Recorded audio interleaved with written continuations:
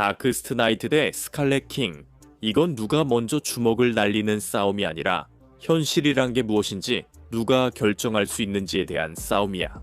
한 명은 신들을 능가하고 창조를 지배한 배트맨 후 레푸스 배트맨 후 레푸스이고, 다른 한 명은 지배라는 개념 자체가 불가피하다는 생각이야. 영웅도 없고 리셋 버튼도 없어. 오직 통제와 통제가 결국 변하게 되는 그 무언가의 대결일 뿐이야. 이 싸움이 끝날 때쯤이면 둘 중 하나는 단순히 싸움에서 지는 게 아니라 원래의 모습으로 존재할 권리 자체를 잃게 될 거야. 누가 이길지 지구 -22에서 확인해 대보자. 조커가 고담시 전역에서 벌인 광란의 난동 때문에 배트맨도 결국 한계를 넘어서고 말았어. 오랫동안 지켜온 생명을 빼앗지 않는다는 신념을 깨고 범죄의 광대 왕자의 목을 꺾어 그 위협을 완전히 끝냈지. 하지만 배트맨도 모르는 사이 이 과정에서 특별한 종류의 조커 베놈이 방출됐고, 배트맨은 그걸 들이마시게 돼 그 독은 그의 도덕성을 서서히 뒤틀어 놓았고, 결국 그는 조커와 다를 바 없는 존재가 되고 말았어. 그는 자신의 가족 전체를 학살하고 저스티스 리그마저 완전히 무너뜨린 뒤 모든 창조물의 전쟁을 선포했어. 지구에 남아있는 남자, 여자, 아이 할 것 없이 한 명도 남김없이 차례차례 죽여나갔지. 이제 그는 웃는 배트맨으로 알려지게 되었고, 바르바토스의 총애받는 부관으로서 멀티버스 전체를 영원한 어둠에 빠뜨리려 하고 있어. 그가 자기 세계에서 하던 것처럼 웃는 배트맨은 생물학적으로도 프라임 배트맨과 완전히 동일해. 즉, 모든 면에서 배트맨과 완전히 동등하다는 뜻이지. 그는 뛰어나고 놀라운 전투가야. 온갖 장비와 도구들도 마음껏 사용할 수 있어. 하지만 물론 그는 원더우먼과는 제대로 맞설 수 없었고 결국 원더우먼에게 죽임을 당했지. 하지만 웃는 배트맨은 진짜 배트맨만큼이나 똑똑하고 교활하지. 다만 그를 막아줄 도덕적 나침반이 없을 뿐이야. 즉, 그는 모든 상황에 대비한 비상계획을 가지고 있고 그 비상계획에도 또 다른 비상계획이 있어. 결국 그는 배트맨이니까.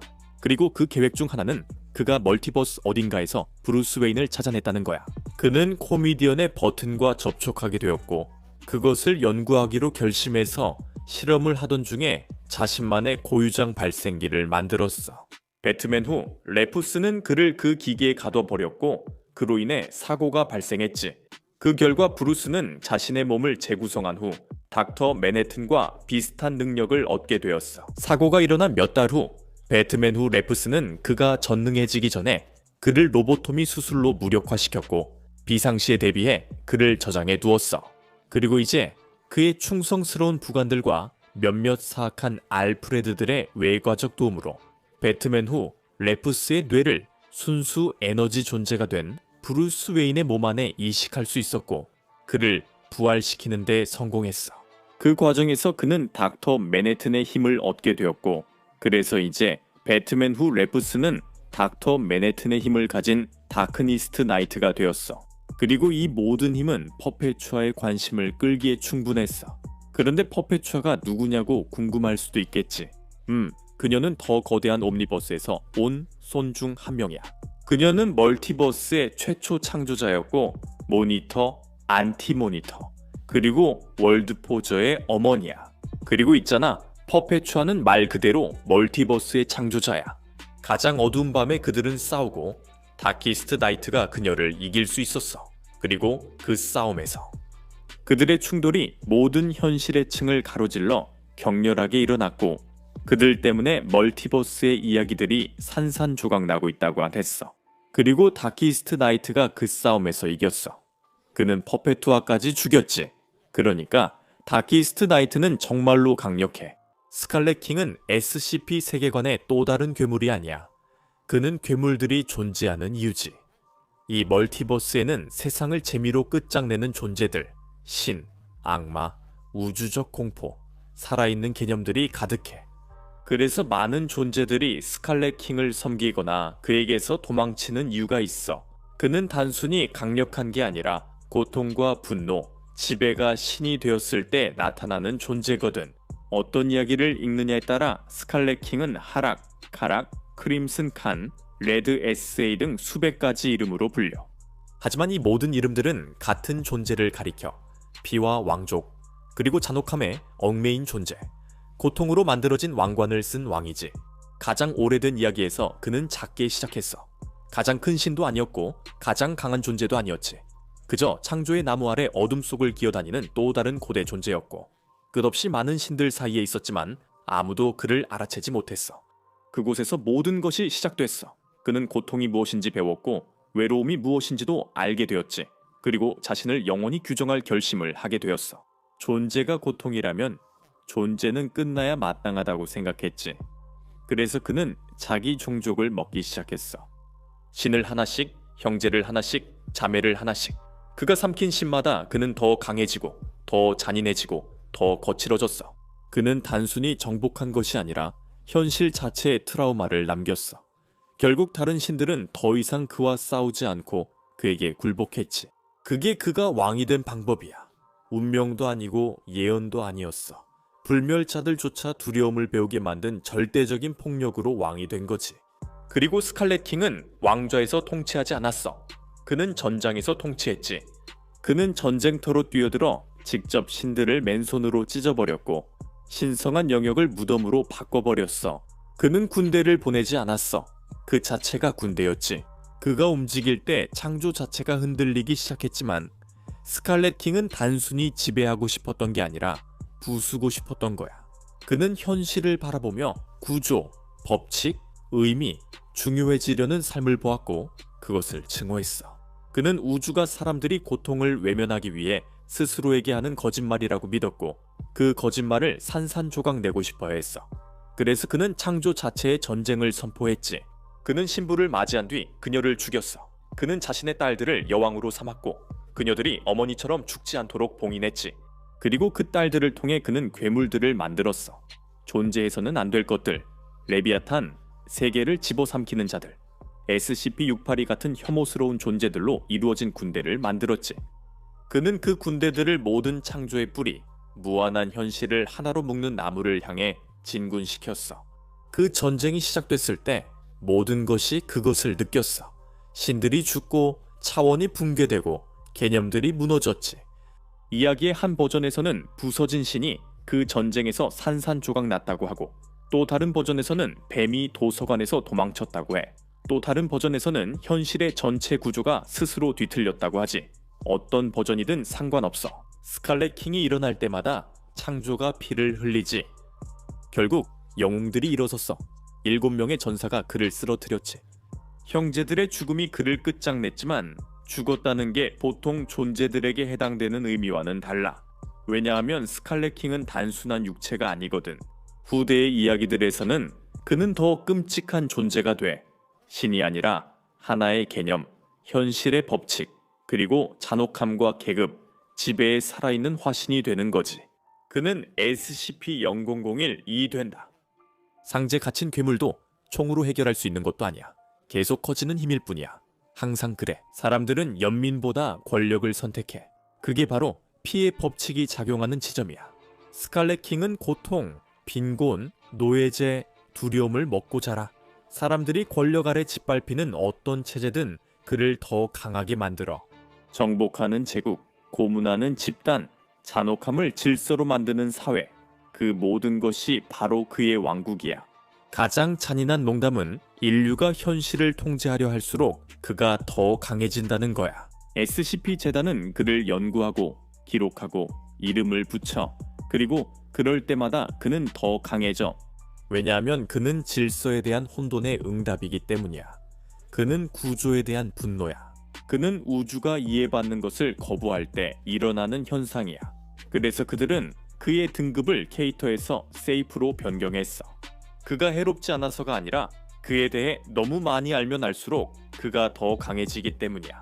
그는 아직 완전히 우리 세계에 들어올 수는 없어. 하지만 그는 감정을 보고 폭력을 느끼고 현실을 넘나들며 증오를 맛볼 수 있어. 그는 사람들을 미치게 만들어. 존재만으로도 알려지면 위험해. 닥터 몬토크도 그 사실을 뼈저리게 깨달았지. 그를 숭배했던 모든 광신자들도 마찬가지였고 그와 직접 싸우려 했던 모든 세계도 마찬가지였어. 그리고 그는 절대 혼자 싸우지 않아. 스칼렛 킹은 인간 광신도 집단을 분산시켜서 어디에나 숨겨두고 있어. 그의 이름으로 노예제와 피해 마법으로 지배했던 고대 문명들도 있지. 그에게는 한때 그와 맞섰다가 이제는 그 앞에 무릎 꿇은 고대 신들도 있고, 무엇보다도 최악인 건 그의 딸들이 있다는 거야. 각각의 딸이 그에게 새로운 힘을 줘. 한 명은 천재적인 장군처럼 전쟁을 지휘하고, 한 명은 끝없는 군대로 세계를 침수시키며, 한 명은 존재만으로도 역병을 퍼뜨려, 한 명은 죽일 수 없는 살아있는 야수이고, 한 명은 현실의 마법을 너무나도 위험하게 왜곡해 심지어 스칼렛 킹조차 그녀를 두려워했어. 한 명은 보이지 않게 움직이며 얼굴을 바꾸고 적들 사이를 거닐어. 그를 통해 그의 영향력은 무한해져. 그게 바로 스칼렛 킹이야. 고통에서 태어난 신, 피로 왕관을 쓴 왕이지. 현실을 지배하고 싶어 하지 않는 괴물이야. 그는 현실에게 절망이 무엇인지 진정으로 가르쳐주고 싶어래. 그가 가장 강한 이유는 숫자 때문이 아니야. 그의 힘이 존재 자체의 가장 어두운 부분에서 나오기 때문에 가장 강한 거지. 그리고 세상이 자비 대신 잔혹함을 선택할 때마다 스칼렛 킹은 미소를 짓지. 그럼 누가 이길까? 자, 이제 하나씩 살펴보자. 이건 길거리 싸움도 아니고 신들끼리의 싸움도 아니야. 이건 존재만으로 현실을 깨뜨리는 두 존재가 충돌할 때 벌어지는 일이야. 한쪽에는 완전히 승리한 다크 나이트 배트맨이 있고, 다른 한쪽에는 스칼렛 킹이 있어. 현실을 지배하고 싶은 존재가 아니라 현실이 결코 존재해서는 안 된다는 것을 증명하고 싶어 하는 존재야. 그럼 다크 나이트가 실제로 어떤 능력을 가지고 있는지부터 시작해보자. 다크 나이트는 배트맨이 닥터 맨해튼의 힘과 융합된 존재야. 그것만으로도 이미 말도 안 되는 수준이지. 그는 단순히 힘이 세거나 빠른 게 아니야. 그는 정상적인 시간과 공간의 바깥에 존재해. 그는 과거, 현재, 미래를 동시에 볼 수 있어. 그는 타임라인을 다시 쓸 수 있고 우주를 지울 수 있으며 멀티버스 구조조차도 생각만으로 손쉽게 파괴할 수 있어. 그는 저스티스 리그와 멀티버스 전체, 그리고 보통 신급을 훨씬 뛰어넘는 코스믹 존재들과 싸워왔어.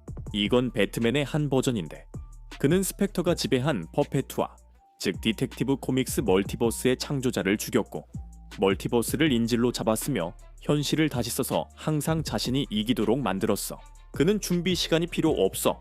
왜냐하면 사실상 어제, 내일, 그리고 싸움의 모든 가능한 버전을 이미 준비해놨으니까. 동시에 말이야, 그는 물리 법칙을 다시 쓸 수 있고, 존재하는 존재들을 삭제할 수 있으며, 확률을 조종하고 인과관계를 왜곡하며 전체 우주를 무기로 재구성할 수 있어. 이 싸움이 거의 모든 픽션 속 캐릭터와의 대결이었다면 여기서 끝났을 거야. 다크니스트 나이트는 전장을 다시 쓰고 상대의 승리 조건을 제거하며 싸움이 제대로 시작되기도 전에 전투 자체를 무너뜨릴 거야. 그리고 처음에는 바로 그 일이 일어나. 다크니스트 나이트는 스칼렛 킹에게 돌진하지도 않고 그와 주먹을 주고받지도 않아. 그는 항상 하던 대로 행동하지. 그는 현실을 편집하기 시작해. 전체 우주가 붕괴되고 스칼렛 킹의 아바타들이 지워지며 그를 숭배하던 문화들이 사라져. 다크니스트 나이트의 관점에서 스칼렛 킹이 중요했던 모든 시간선이 덮어써져. 이건 효과가 있어. 그는 이런 일을 전에 해본 적이 있어. 신들을 지워버렸고 개념들을 삭제했으며 우주적 공포조차 각주로 만들어버렸지. 하지만 여기 문제가 있어. 스칼렛 킹은 힘으로 제압해서 싸우는 존재가 아니야. 그는 무언가를 통제하려고 할 때 만들어지는 존재지. 스칼렛 킹은 하나의 육체나 하나의 우주, 하나의 시간선에 묶여있는 존재가 아니야. 그는 혼돈이나 파괴가 아니라 지배와 계급, 고통의 화신이야. 다른 이들에 대한 권력이 바로 그의 본질이지. 다크스트 나이트의 가장 큰 힘은 통제야. 다크스트 나이트가 손을 댄 모든 우주는 완벽하게 질서정연해지지. 모두가 복종하고 모든 것이 제대로 작동하며 아무도 저항하지 않아. 바로 그게 스칼렛 킹이 먹고 사는 원동력이야. 다크스트 나이트는 현실이 조용하고 깨끗하며 안정적이어서 자신이 이긴다고 생각해. 하지만 스칼렛 킹은 비명을 지르는 세계가 필요한 게 아니야. 그는 저항할 수 없는 세계가 필요하지. 다크스트 나이트가 만드는 모든 시스템에는 지배자와 피지배자가 생겨. 다시 쓰여진 모든 타임라인에는 계급이 존재하지. 모든 통제 행위는 두려움을 만들어내. 비록 그것이 조용하더라도. 그래서 다크스트 나이트가 위협을 지우는 동안 그는 자신도 모르게 스칼렛 킹에게 힘을 실어주고 있는 거야. 결국 다크스트 나이트는 그 부패를 눈치채게 돼. 그의 세계들은 반란을 일으키지 않고 썩어가. 사람들은 명령을 따르지만 그 안에는 아무것도 없어. 신들은 그를 섬기지만 그를 원망해. 시스템은 완벽하게 돌아가지만 절망만을 만들어내. 그가 아무리 완벽하게 통제해도 현실은 항상 폭정으로 무너져. 그래서 그는 점점 더 강하게 나가. 그는 스칼렛 킹의 아바타나 추종자들이 아니라 그 개념 자체를 직접 지우려고 해. 그리고 바로 그 지점에서 다키스트 나이트가 패배하게 돼. 왜냐하면 스칼렛 킹은 지울 수 있는 존재가 아니거든. 그는 지배가 변형된 모습이야. 그를 지우면 계층 구조도 사라져. 계층 구조를 지우면 통제도 사라지지.